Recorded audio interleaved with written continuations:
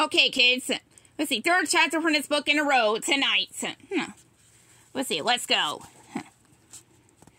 Chapter 3.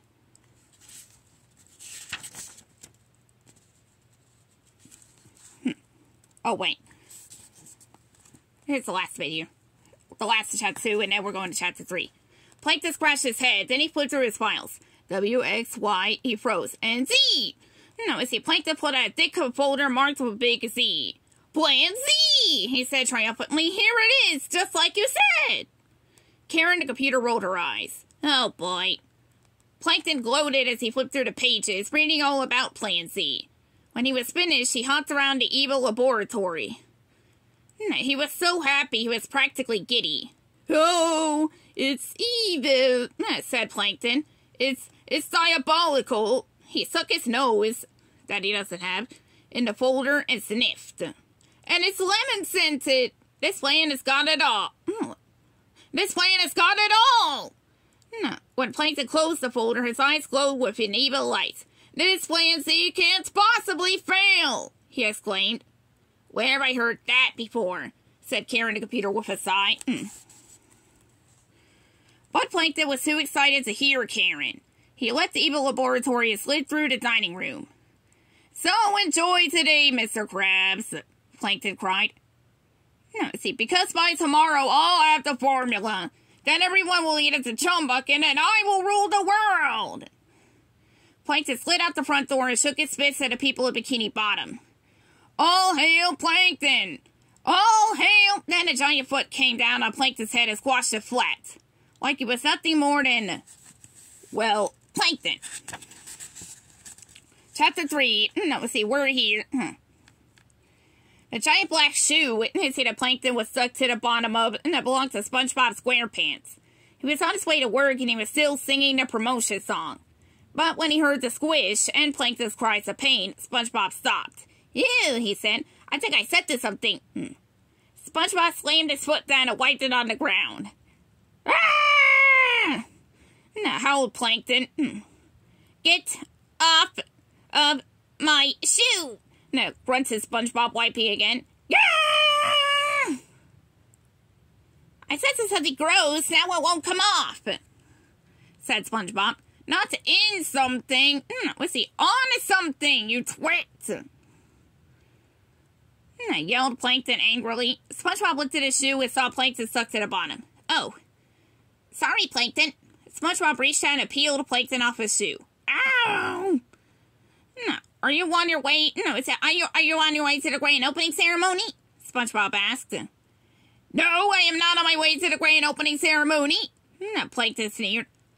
I'm busy planning to rule the world. Then Plankton laughed maniacally. SpongeBob stared at him and blinked twice and said, well, good luck with that. Then SpongeBob skipped away and continued singing. I'm ready, promotion, I'm ready, promotion. Plankton watched it go and just shook his head. Stupid kid. When SpongeBob reached the Krusty Krab 2, he couldn't believe his eyes.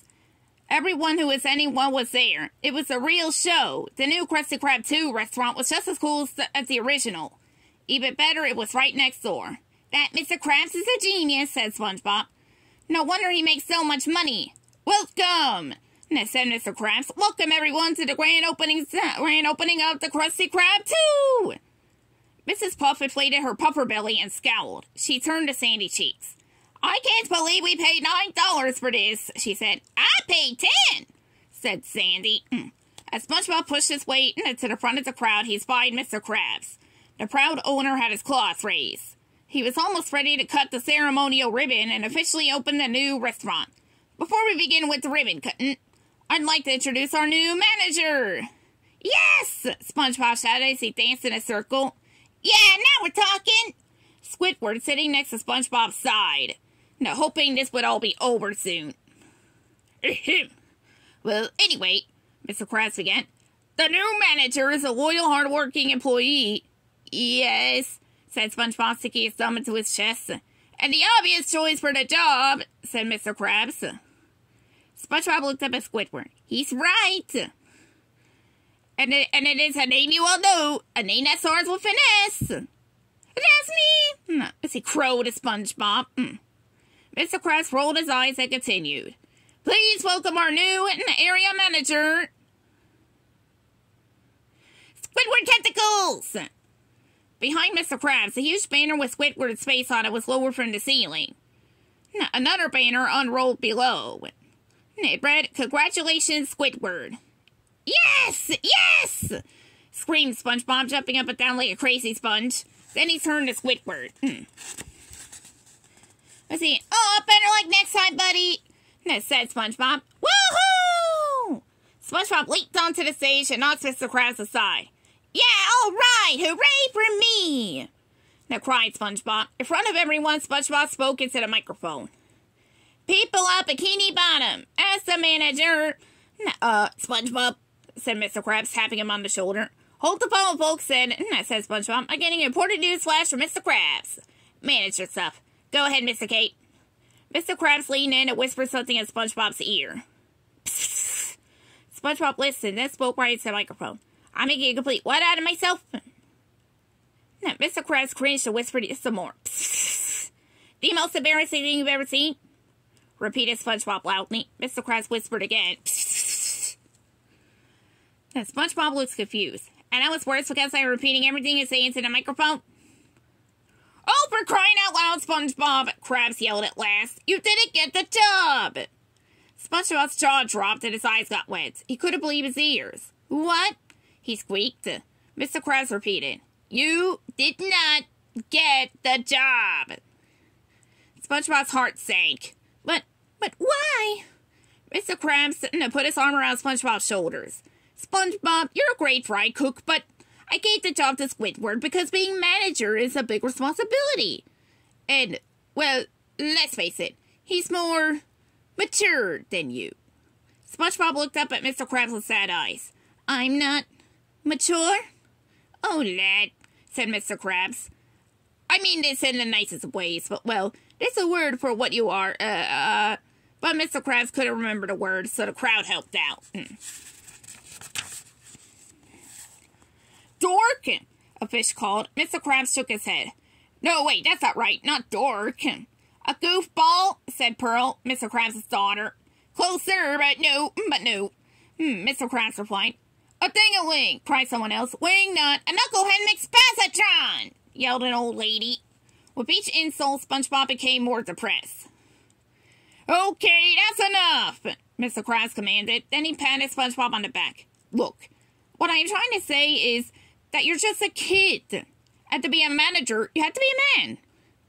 Otherwise, they'd call it kid-eater.